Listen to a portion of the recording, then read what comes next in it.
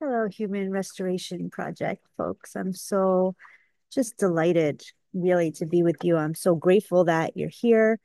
I know this is a time when folks are just especially beleaguered and unwell and really needing and seeking spaces of restoration themselves. So I hope we might find some of that in one another today. I wanted to talk today about teaching love and learning freedom, what it means to practice human being. So I think of human being as a verb, something we do in action. And like all actions, something that requires lots of skill building and practice to be good at. So being good at human being requires a ton of work and investment, and perhaps most of all, an intentional rejection of a culture of disposability, the idea that there's ever a such thing as a throwaway person. So, in keeping with that, and in keeping with that as a core philosophy, guiding light, North Star for me personally, anytime I'm sharing space as we are today, I always start with a moment of silence as a way to allow people to be with whatever grief they may be carrying. And also because in times of mass death, mass murder. I think to fail to recognize the loss of life is another way that we invest in a culture of disposability. And I'm really interested in divesting from a culture of disposability. And that means pause with intentionality, even when we have precious time together to be with the loss of human life. So please take a quiet moment of silence for yourself and for each other now.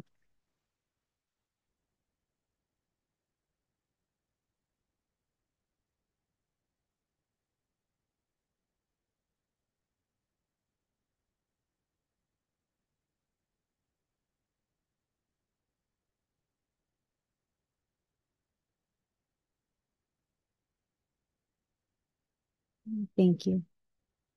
Okay. I want to also begin with an offering for you. This is a poem that I return to often as, again, another guidepost for me. It's called Shoulders by Naomi Shihab Nye. A man crosses the street in rain, stepping gently, looking 2 times north and south because his son is asleep on his shoulder. No car must splash him, no car drive too near to his shadow. This man carries the world's most sensitive cargo, but he's not marked.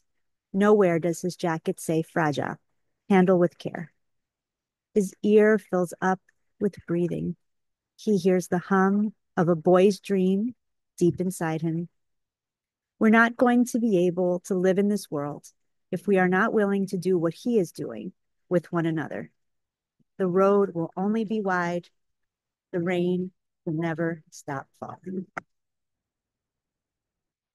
I want to jump right in so that we use our time together as well as possible. And I just can't wait to be with you all for questions and answers. So please, of course, collect your confusions, your concerns, the things you hate, the things you love.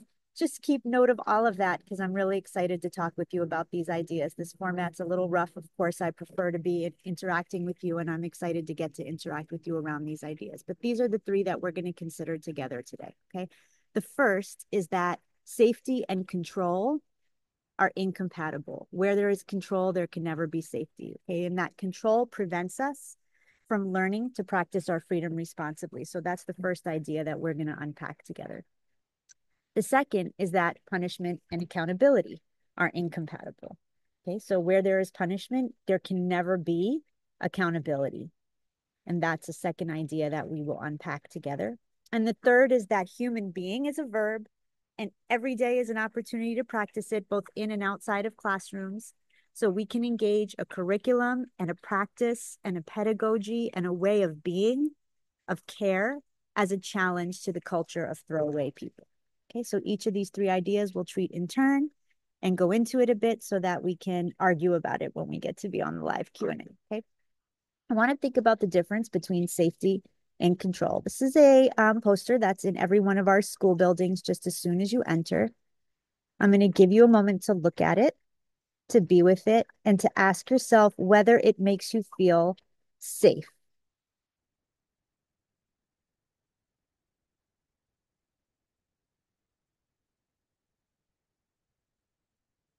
It is a poster designed for safety. So does it make you feel safe? I'm going to be using some images from Molly Costello throughout. She is an artist that does this incredible social justice work that I find really useful as posters for classrooms, and her work is available for free as graphics on her website, mollycostello.com. And this one grounds me a lot. Ask yourself, are my actions grounded in cultivating safety or control? I'm going to revisit this poster at the end of this section of the talk to see, where your thinking is at, okay, in understanding the differences between safety and control. I want to think about how we define safety. I think how we define freedom. When I talk about freedom, people often misunderstand me to mean that freedom means getting to do whatever you want. And I want to be really clear that I am absolutely about the practice of freedom. And I absolutely do not define freedom as the ability to do whatever you want. Okay. I want to offer this definition of freedom for us to think about and toy with and play with together. Okay. I'm going to move over a little bit so that you can see the whole thing. Freedom means safely getting to be our whole human selves in community with other whole human selves without any threats or assaults to our well-being. That's part one. That is our right to freedom. Part two is our responsibility. Freedom means using our power to demand that each of us is taken care of, protected, treated with dignity, and affirmed. Every time I am talking about, thinking about, teaching about freedom, I am teaching it and talking about it as both a right, something that we have just by virtue of being human, and a responsibility, something that we must ensure for others, because no person has the right to freedom if we each don't mind our responsibility to freedom. By that, I mean, you could never be a free person, safe, getting to be your whole human self, if I violate that right at every turn. So your freedom depends on my actions. So freedom is my responsibility if it is to be your right. So when I talk, especially to young people, but really to anybody about what freedom means, I try to frame it as much as possible as a responsibility, something that we owe one another. When I think about defining it for young children, this is the definition of freedom that I use. Freedom means we keep us safe. We protect everyone's bodies and feelings, and we protect our planet. I'm going to give you a quiet moment to think about this definition of freedom and how I am framing it as a responsibility. Freedom means we keep us safe, right? That's a phrase that I borrow from abolitionist movements that insist that it is not police who keep us safe, we keep us safe. When I'm talking with teens, I level up a bit here. Freedom means we keep us safe. We move and act in ways that reduce harm and that protect the well-being of all people and of our planet. Again, it's a responsibility. There is a focus here on the reduction of harm. These are abolitionist principles that are built into a working, everyday, school-friendly definition of freedom as a responsibility to protect each other's bodies, feelings, and our planet. Because while we are talking, of course, about human being, there is no human being without the sustainability and the life of all land and waters and living and non-living creatures. And these are not less important than human beings. Okay, so we really try to keep a focus on that as well. This poster is up everywhere around our building. It is our core anchor poster for safety. We keep us safe. We protect everyone's bodies and feelings, and we protect the planet. This responsibility shapes everything that we do. It is our working definition of the relationship between safety and freedom and our behaviors. Okay. I want to contrast that surveillance poster with the giant security camera with this kind of messaging instead. I don't watch my neighbors, I see them. We make our community safer together. These are ways to define and to think about safety that are outside of logics of control, of surveillance, of policing, of tighter restrictions of freedom. Okay.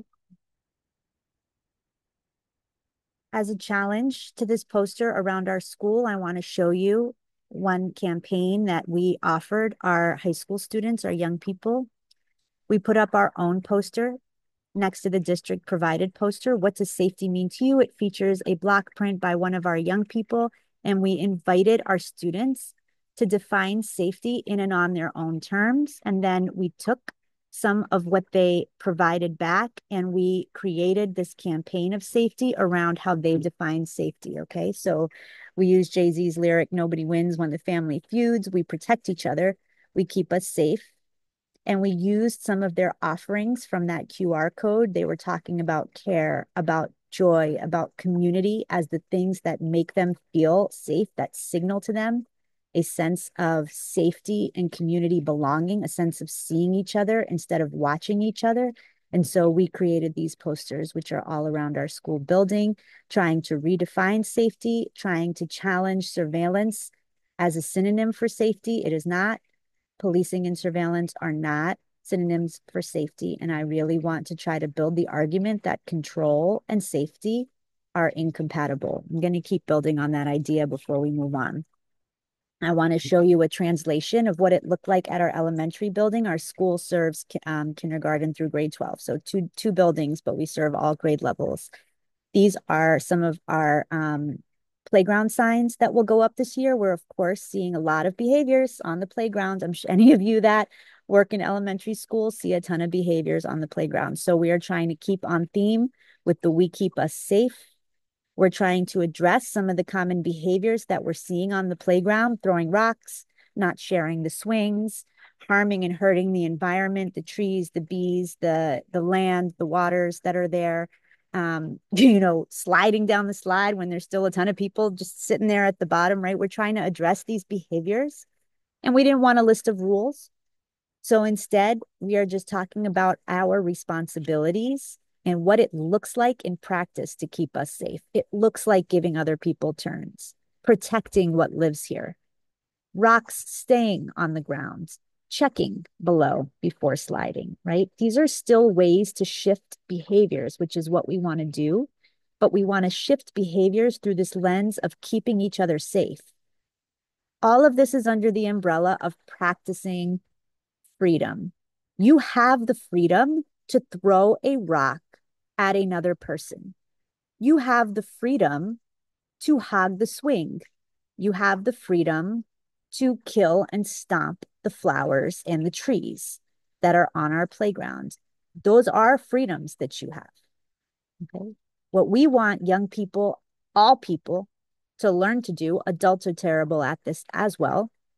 We want them to learn that though they have those freedoms, they want to use their freedom responsibly. So you do have a choice whether or not to throw the rocks, to hog the swings. And we want you to start to think about what it means to be accountable to other human beings as you think about how you want to use your freedom. Okay, so any kind of messaging that we can do at all grades and at all levels to center behaviors around impact to other human and non-living things. Sorry, I'm outside talking to you and speaking of other living things. There is a very scary one right near my foot. So excuse my distraction, but we want to really think about the impact of our behavior on other things and people. Okay, not the impact on ourselves. And I'm going to talk more about this when we get to punishment. All right, I want to think about the culture of disposability and how it shows up in schools, right? And so this is ultimately a project that is trying to intervene on policing in prisons, but I really want to show you how we can do that just as everyday educators, okay? And it's really about interrupting logics of disposability. So I want to think about what we do in schools, typically around classroom management. We determine and post classroom rules and norms, whether we do that together in community with kids or on our own. Doesn't really matter for my purposes right now. The bottom line is we determine them somehow and we post them. And then we use very complex systems of reward and punishment to enforce those rules. We flag children who consistently violate them. And we intervene on those children either by punishing them or pathologizing them, right? We look for what is wrong with this child that they will not follow the rules of the classroom. Ultimately, we will end up having to exclude those children who cannot or will not adhere to the rules that we have set up, right? This is typically our classroom management logic. This is, as a matter of fact, what we teach new teachers typically in traditional teacher training programs. This is the logic of classroom management. You be clear about your expectations for behavior. You flag people who refuse to meet those expectations, and we, begin a series of interventions on that individual person. I want to think about what we do out in the world. Okay, we determine laws, and then we use police to enforce those laws. We search for and we capture the individuals who violate those laws. We intervene on these individuals through fines, arrest, or other forms of punishment. And ultimately, we exclude, through incarceration, individuals who cannot or will not adhere to those laws. So I want to put these side by side so that you have a moment just to notice the ways that what we do in schools is maintaining and sustaining the logic of policing and prisons.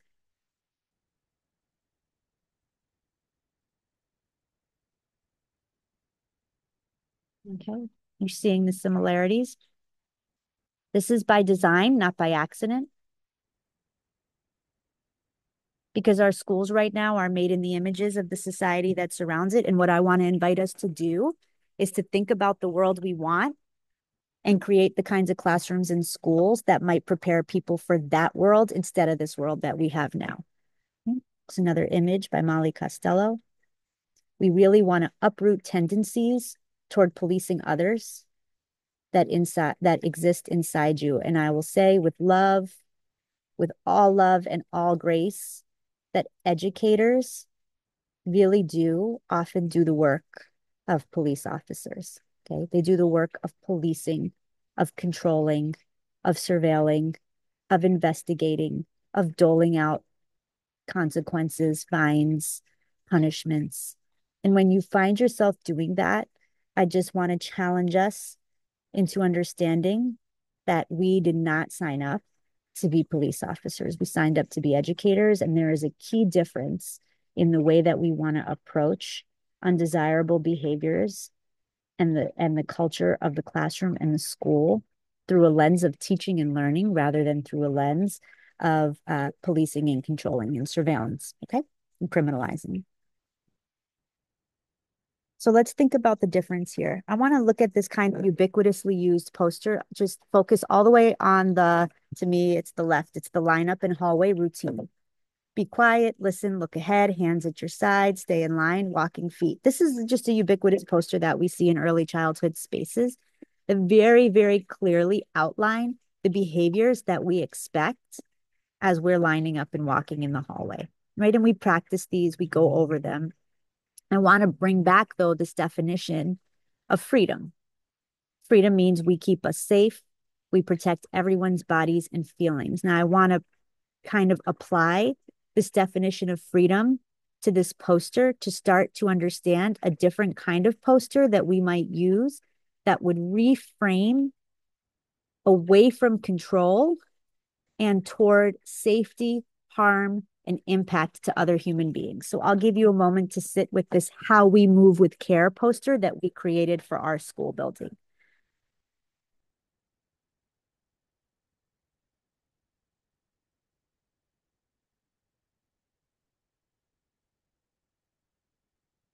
And I'll give you a quiet moment to articulate for yourself the difference between these two posters.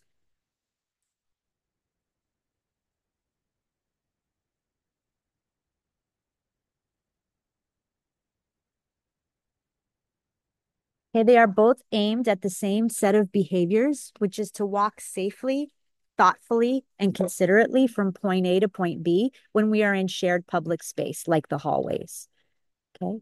But instead of using language and means of control of bodies, we're trying to teach children to be mindful of the ways that their movements and their bodies might impact the people around them. Okay. Signage is one small, key, and important way to shift our values away from control and toward the responsible practice of our freedoms. Here's another example from our high school. Originally, there was this giant sign in the library. It said no food in the library or gym because, as you can imagine, there's a ton of food in the library and the gym, and then a lot of trash. Okay. Seeing that sign, I went through and I added this bottom part, right? Please help love and care for this special place. As a difference, again, a shift in tone, in values, in the reasoning behind our request for a different set of behaviors. Okay. At our elementary school, seeing what happened with our library at the high school. When I built out our library at the elementary school, this is the poster that I created. Please forgive, of course, that I wanted to keep these youngies anonymous here, but the library that we deserve, it stays loved, organized, peaceful, clean, safe, beautiful. It's different than a list of rules. It requires discussion. It requires practice. It requires some debate. What does it mean for our library to stay safe? What does it mean? That's a discussion. It's a series of lessons. It's an engagement of teaching and learning. Okay, it's not just a set of rules that tell us exactly how to use our bodies. It's instead an invitation to imagine together what it means for our library to be loved and to think about what that means for our individual actions within that space. Okay. Give you a couple more examples here. One is from our first floor library and the other is from our cafeteria, right? So at our cafeteria, we're trying to shift behaviors and we want to show people, especially because they're young, just exactly what it means to care in the cafeteria. And so here are some ways that it might sound. Can you make space for me? Need my help cleaning that mess? Can you move more gently, please? Do you have enough to eat and drink? Can I take out your trash? Did you forget to say thank you? Right? They're invitations, they're prompts, they're sentence starters, they're scaffolds for young people in thinking about how we encourage each other to use our freedom responsibly. Okay, so we're actually trying to skill build the way that you would with any content area in a school building. Okay, there's a set of things we're trying to teach, and we want to teach it through a ton of support, scaffolding, concrete examples, and practice. Right, same with our first floor library. We want to bring calm energy, move around slowly, right? Again, we're trying to think about how do I word rules as invitations to care. So I'll give you a minute with that before I move on.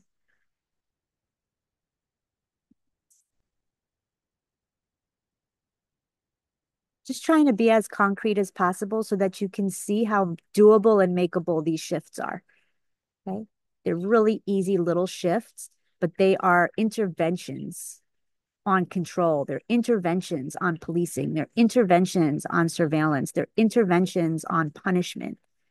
So these tiny everyday shifts are trying to challenge culture of punishment, criminalization, and disposability.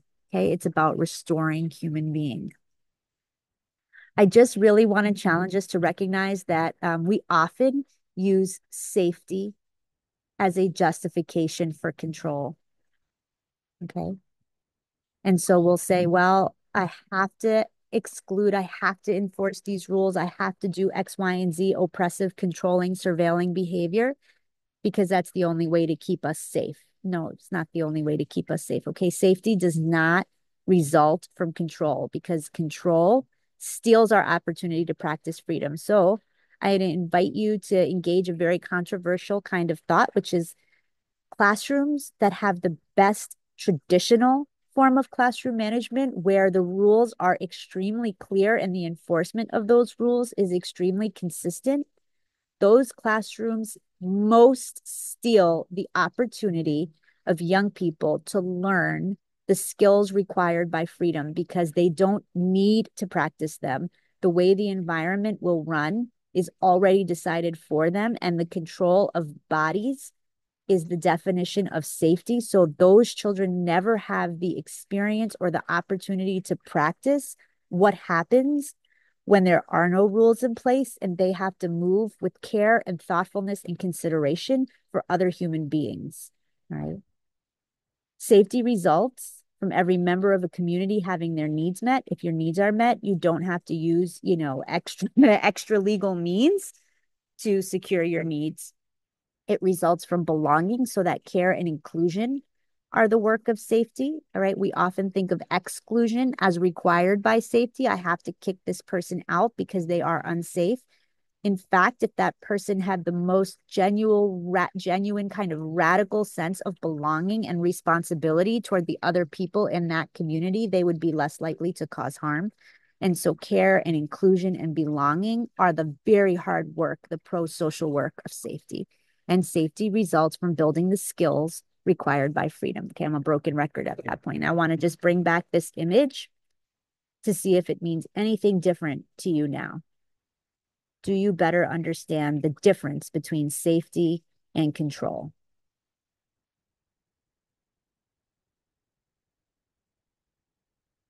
It is an either or. We can fight about that when we're on the live Q&A. Okay, but I'm going to say that you're either practicing safety or control. They don't go together. They're incompatible. Okay. It's nice to not have you live to argue with me right now. We'll argue later. Okay. Second, right? And we're getting actually toward the end. This will be a much shorter section because the first really leads us into this second. Punishment and accountability are not synonyms. Okay. I want to think about the phrase holding someone accountable.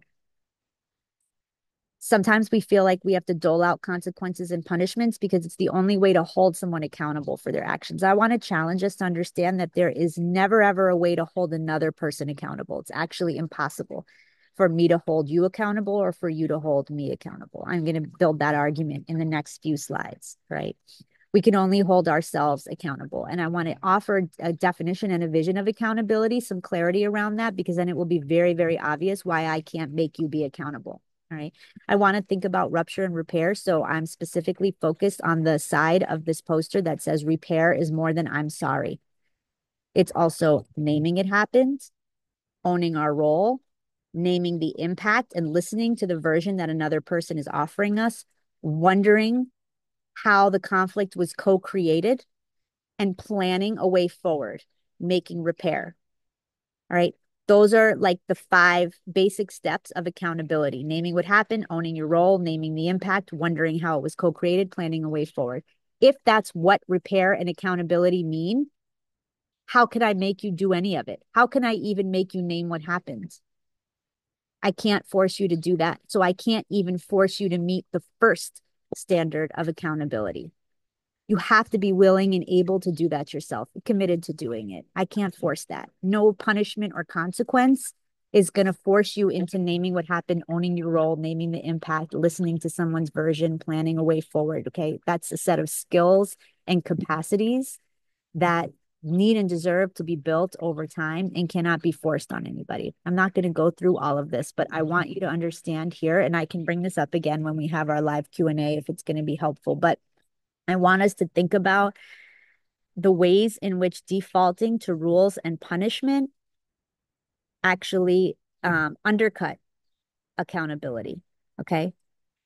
I'll give you a minute and then I'm going to ask you to stop reading so that you can listen to my words. Okay. But I'll give you a minute to read.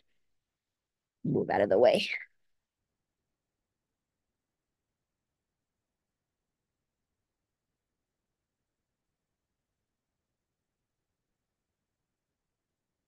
Okay, stop reading. Just listen to my words. If I know I'm going to get in trouble for doing something that I did, and I am a rational person, why would I admit what I did? It makes no sense. Okay? If there's going to be harm to me as a result of admitting what I've done, the only smart thing for me to do is refuse to admit what I have done. And so if a punishment is looming, I am de-incentivized from admitting what I have done. So punishment encourages lying, it encourages denial, and it encourages the avoidance of consequences. What punishment does is it motivates me to change my behavior because I don't want to get in trouble. I don't want harm to come to me. Accountability is encouraging someone to change their behavior because of the harm and the impact on somebody else. It is not about avoiding harm to yourself. It is about avoiding harm to other people, to a community, to sense of safety, to another person's right to belonging. Okay. So punishment makes us care and think about ourselves selfishly. And that is undercutting every effort that we might want to make toward building a community of accountability. Okay. So I want to think about the skills and lessons that are required by self-accountability. This is a set of 12 posters, again, that we have at our school that we post everywhere, right? I can name what I did. I can listen as someone explains how they were affected. I can describe the harm I caused. I can take responsibility for causing that harm. I can explain what I was thinking at the time. I can say what I have thought about since. I can work to make things right. I know that I cannot demand forgiveness. I can recognize my harmful patterns. I care enough to change. I can work to repair my relationships. I can work to restore my community. This is what is required by accountability. Punishment will not even get us the first thing. I can name what I did. It won't even get us there. Think about the work required to get somebody good at doing these 12 things. That's a curriculum. It's a lifelong curriculum, and it's a curriculum that we ought to start early and that we ought to practice often. And I can't think of a better place to do so than schools and classrooms because they are microcosms of the world and they are gardens of conflict. And so they provide numerous multitude opportunities to practice accountability. What a beautiful opportunity to practice accountability together. Punishment will undercut any effort to practice accountability. Okay. I'm going to actually skip through here. I want to invite us to believe that stepping into our accountability can be a real moment of liberation. I want us to believe that for ourselves in our own conflicts, in our own lives. And I want us to offer this to young people because they deserve this form of freedom. They deserve the freedom to learn how their behaviors impact others and to be in good and right and healthy relationships that are rich, that are thriving, that are joyful, that are balanced, that are just, that are fair, that are caring. They deserve those kinds of relationships. And we have an opportunity to help them to develop them. Okay. So restorative responses are really around harm. Okay. They're around harm reduction. And I really consider harm reduction as a key practice of human beings. So what exactly are you sorry for? How have you been affected? Who else has been affected? These are the kinds of questions that focus on impact to others instead of getting in trouble ourselves.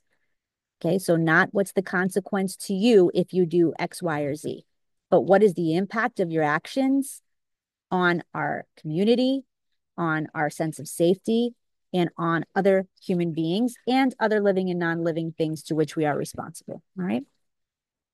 We are really having to unlearn generations of teaching that taught us how to dehumanize and encouraged us to prioritize punishment. What an exciting invitation to do this unlearning, okay? To be better as educators, but to be better as human beings in this world of conflict. Wrapping up, human being is a verb, okay? To be human is a verb, requires practice, requires principle. It requires skill building. So what are the kinds of actions that challenge the culture of disposability? I'm going to quickly review the difference between kindness and care so that we might understand care as one of the key ways that we practice freedom. Okay, so I want you to imagine a situation where a kindergartner with diabetes can't eat the sugary snacks at a class party. All right. The kind act here in response to that may be to provide a couple of snack options that the diabetic child can safely eat. Right? That's kind. There's nothing wrong with kind. Kind is great. Okay. It's just, I want you to contrast that kind act, which is interpersonal and singular and individual, with the justice work of care. A care response, a justice response here would be to learn with all the kids in the kindergarten class about all the dietary needs of that community and to design a snack menu for every class party where every child can eat every snack available. Engaging in that kind of work is political work. It's the political work of inclusion, care, and belonging. It's skill building. So it's my responsibility as a teacher to serve the special needs of this one sick child. Okay. It's that the illness is a fact of life. It is not a special need. It is a basic need. We all have needs around food, and we ought to have a class menu that is inclusive of all people. It is a political shift, okay, toward disability justice, toward radical inclusion, toward safety, toward belonging, toward care. It interrupts a culture of disposability. Okay.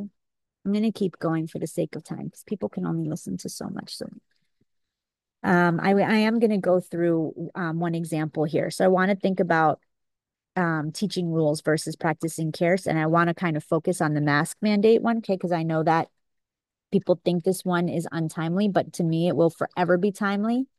And it is, again, fundamentally about disability justice. As a matter of fact, disability justice work has been the most helpful body of literature in advancing my own understanding of what it means to practice freedom, right? Because it really is about safety and access and that radical kind of inclusion that politically shifts toward a constant awareness of how our behaviors impact the literal lives of those around us. Okay, so I want to think about the fact that mask mandates are no longer in effect. So now the rule is that everyone can just make their own decisions about whether or not to wear one, right? Both in school and out of school.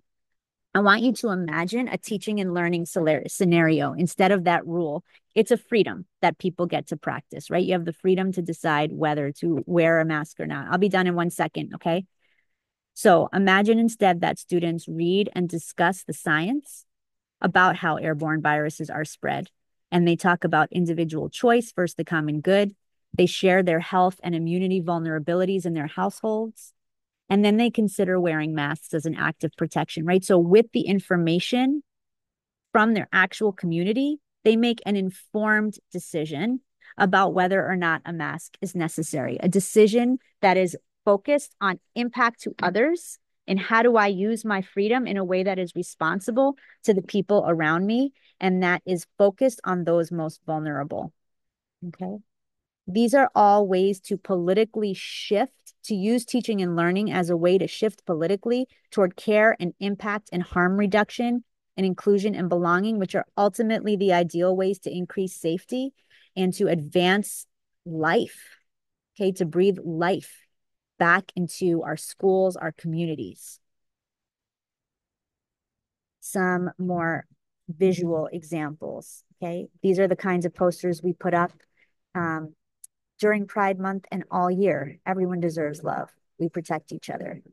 Everybody is somebody. All bodies are beautiful. My body belongs to me, right? Thinking and learning and teaching about consent. I am perfectly made. And everybody deserves access.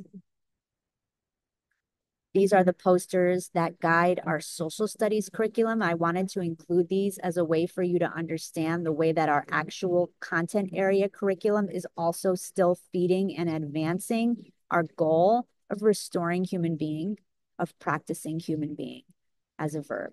Okay, so these are the anchor posters for the social studies, and Lakesh is for grade 1. All bodies unique and essential is for kindergarten, and miigwech as a way to, again, extend our relations, our web of relations and our web of kinship beyond human beings and toward land and waters, is our 3rd grade anchor poster for all of the 3rd grade social studies and science curriculum. Finally, again, I want to think about even how the celebration of holidays can be an invitation to challenge a culture of disposability. We make sure that we celebrate the holidays that honor the lives of the people we love whom we've lost. We think a lot about grief, not as a social emotional, not just as a social emotional support, but as a political intervention toward insisting on the value of life. Okay? An interruption of the idea that there is ever a such thing as a throwaway person. There is never a such thing as a throwaway person. And in death, we celebrate the lives and the legacies of those who've come before. We share space to be with each other in grief as a way to uplift life, as a way to interrupt logics of disposability. This is up in my house next to the sink. You wash the plate not because it's dirty, nor because you're told to wash it, but because you love the person who will use it next. I'll leave you with one final poem as I close out. It is again by Naomi Shihab Nye. It's called Red Brocade. The Arabs used to say, when a stranger appears at your door, feed him for 3 days before asking who he is, where he's come from, where he's headed. That way, he'll have strength enough to answer, or by then, you'll be such good friends you don't care. Let's go back to that. Rice, pine nuts. Here, take the red brocade pillow. My child will serve water to your horse. No, I was not busy when you came. I was not preparing to be busy. That's the armor everyone put on to pretend they had a purpose in the world. I refuse to be claimed. Your plate is waiting. We will snip fresh mint into your tea. Okay? With love, with gratitude, with care, and in solidarity. Cannot wait to be with you for the live Q&A. Thank you for your work and your commitment to the practice of human being.